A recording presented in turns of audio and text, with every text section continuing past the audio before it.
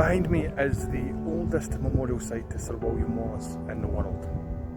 And while the monument that stands here is not the oldest monument, as it was replaced in 1810, the site still remains the oldest dedicated site to remembering Sir William Wallace. And it's here at Wallacestone.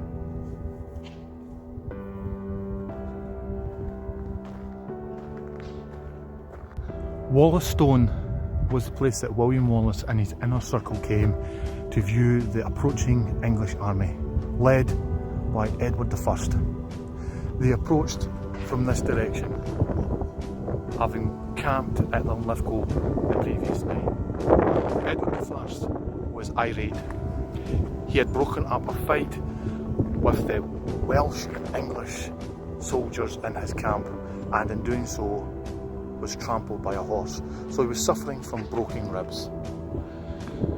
Edward noticed a glint on the top of this hill, and he sent his men up to deal with them.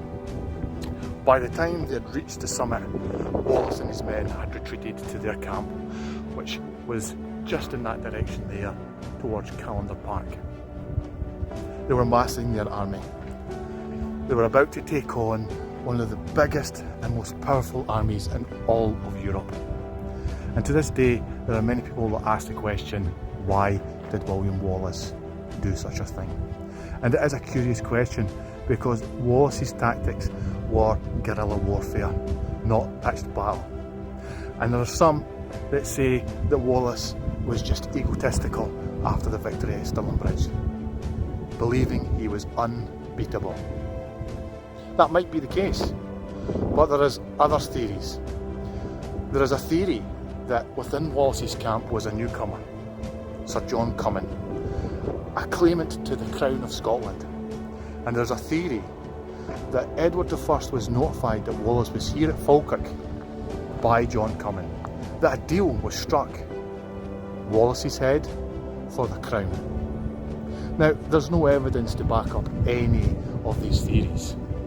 It could be that Wallace believed he could fight and win the battle, or it could be that he was lured in, convinced to fight a battle by someone who was adamant of taking the crown of Scotland. Either way, Wallace was defeated. And to this day, there are many people within Falkirk and Scotland in general that continue to say, why do we remember a battle we were beaten at? And it's simple. Even to this day, battles that are lost are still remembered, because the people who fought at these battles, they were there for a reason. And if we don't remember these battles, then their lives are meaningless. So for us, the Battle of Falkirk is an important battle.